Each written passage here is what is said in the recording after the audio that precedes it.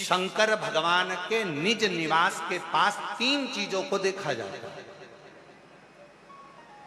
शिव जी के निज निवास के पास में तीन चीजों को देखा जाता है। पहले नंबर पर कोई नदी हो, कोई तालाब हो, कोई बावड़ी हो, कोई कुआं हो, कोई सरोवर हो, कोई जलाशय हो, वो देखा जाता है कि शंकर भगवान का अगर कोई मंदिर है, शिव जी के स्थान पर अगर कोई चीज सिद्ध हो रही है, लोग जा रहे हैं, वहां जाकर मनोकामना पूर्ण हो रही है, लोगों के मनोरथ पूर्ण हो रहे हैं, लोग वहां जाकर कुछ ना कुछ प्राप्त कर रहे हैं, तो वहां तीन चीजें जरूर मिलेगी। पहले नंबर पर या तो वहां बावड़ी होगी, या वहां कुआं होगा, या वहां तालाब होगा, या नदी होगी, या कोई पवित्र नदी सरोवर होगा, जिसके कारणवश वहां पात्र में वहां जल भरा रहता होगा। वो कुआं, वो बावड़ी, वो तालाब में पानी थोड़ा ना थोड़ा रहता होगा, इसलिए वहां जाने वालों का भी मनोरथ हमेशा भरपूर्ण हो जाता है, वो भरा ही रहता है, उसके कार्य सफल होते चले जाते हैं। जैसे आप लोग तीन चीजों का स्मरण शिव मंदिर के शिवालय के नजदीक में होता है। पहला या तो कुआं,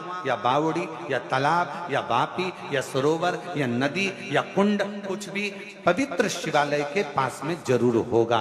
दूसरे नंबर पर शंकर का जहां पवित्र स्थान होता है, जहां शिव जहां पर मूल रूप से स्थापित होता है, वहां शमशान नजदीक में जरूर होता है। वहां शमशान नजदीक में जिस स्थान पर मंदिर, देवालय, शिवालय जुड़ा हुआ होगा, उस पवित्र स्थान के नजदीक में कहीं ना कहीं शमशान शंकर की भूमि का एक तेजपुंज नजदीक में विराजमान होगा, नजदीक।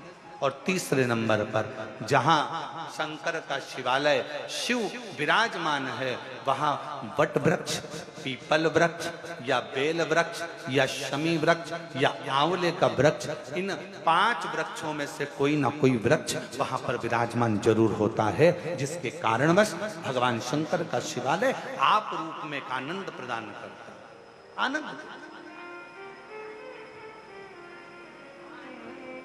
संपूर्ण आनंद का सुख देता है।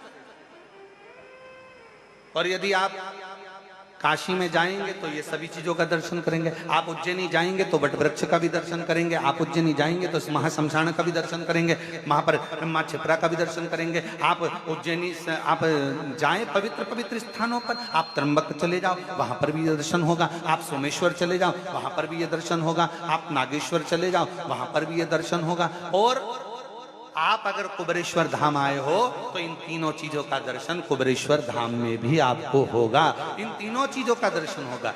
जहां पर कंकर शंकर शिला का आप दर्शन करते हो, उसी के नजदीक में कुआं है जिस पे छत डाल दी गई है, वही कुआं है आज भी, उसी बावड़ी का पानी आप लोगों को सब दूर प्राप्त हो जाता है।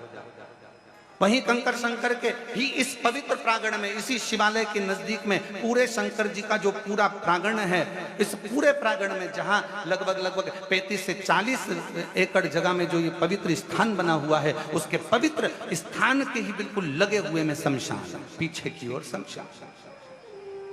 और उसी पवित्र स्थल में भगवान शंकर के मूल बेलपत्र वृक्ष, उसी का मूल बट वृक्ष, मूल पीपल वृक्ष इसी शिवालय के, इसी कुबेरेश्वर धाम की भूमि पर विराजमान है। भगवान शंकर का मूल स्थान